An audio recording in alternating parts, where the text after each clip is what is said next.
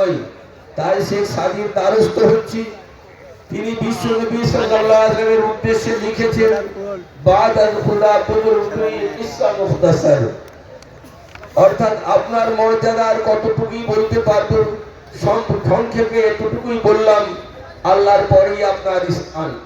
কবি কাজী নজরুল ইসলামের ভাষায়, আল্লাহকে যে পাইতে যায় হযরতকে সে ভালোবেসে, আরশ কুরসি লৌহ কালাম নাই চাইতে পেয়েছে, এনে দেয় নাই চাইতে পেয়েছে সে। দয়ার নবী সাল্লাল্লাহু আলাইহি ওয়াসাল্লাম জগৎবাসীকে শান্তির সৌভাতৃত্বের যে অমীয় বাণী শুনিয়েছেন, তার অনুরণন আজও হৃদয়ে গভীর প্রশান্তি এনে দেয়।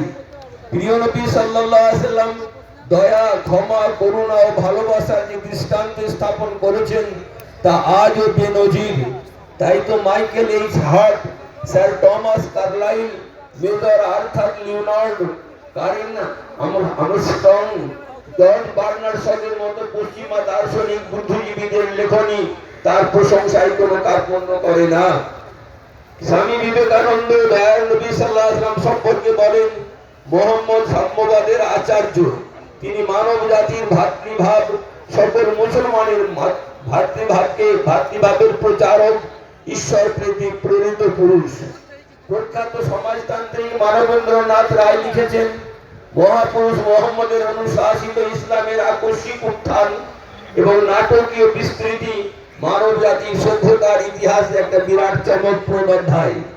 নিতান্ত নির্লিপ্ত নৈর্ব্যক্তিক মন দিয়ে মানব ইতিহাসের এই অধ্যায়টি পাঠ করলে দ্বন্দ্ব সংকলুধর বর্তমান ভারতের জন্য অনেক আশার আলো সন্ধান পাওয়া যায়।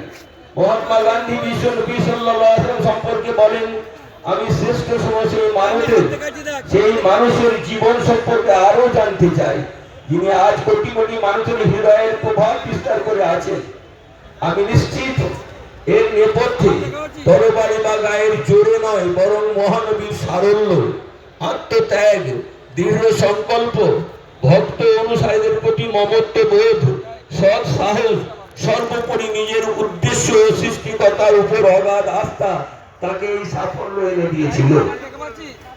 দয়ার নবী সাল্লাল্লাহু আলাইহি ওয়াসাল্লামের সত্য নিষ্ঠা, ত্যাগ, মানবদরদী চেতনা অবলোকন করার পর সভ্য সমাজের কোন শুভবুদ্ধি সম্পন্ন মানুষ তার বিরুদ্ধে কটূক্তি করতে পারে না, কিন্তু এক শ্রেণীর অশুভ শক্তি পরিকল্পনা মাফিক তার পুত পবিত্র জীবন দর্শনকে কালিমালিপ্ত করার অপচেষ্টা চালাচ্ছে।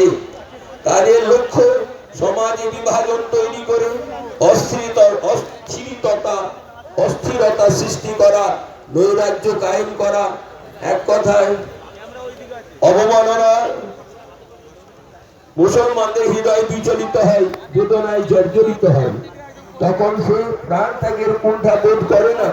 দায়িত্ব সহকারে কথা বলা যায় যে প্রতিবেশীর সঙ্গে ভালো ব্যবহার, হিংসা মুক্ত সমাজ গড়ে তোলা, মাতৃজাতির প্রতি সম্মান, বড়দের শ্রদ্ধা, ছোটদের স্নেহ, ন্যায় বিচার, অবহেলিত মানুষের পাশে দাঁড়ানো, প্রাকৃতিক দুর্যোগে ক্ষতিগ্রস্তদের সহায়তা করা, বিভিন্ন অঙ্গনে শেষ পয়গম্বর হযরত মুহাম্মদ সাল্লাল্লাহু আলাইহি ওয়াসাল্লামের জীবন আদর্শ, জীবন দর্শন আমাদের পাথেয়।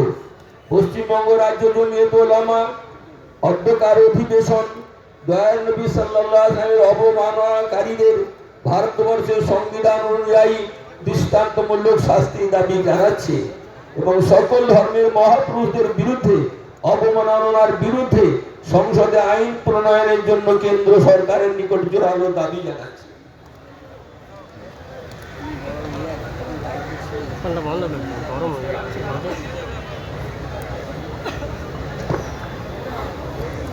এর সমর্থনে 2-1 মিনিট করে মুফতি ইব্রাহিম সাহেব, আপনার পাঁশকুড়া মাদ্রাসার শিক্ষক, রাজ্য কমিটির সদস্য, আমি অনুরোধ জানাবো মুফতি ইব্রাহিম সাহেব কোথায় আসুন।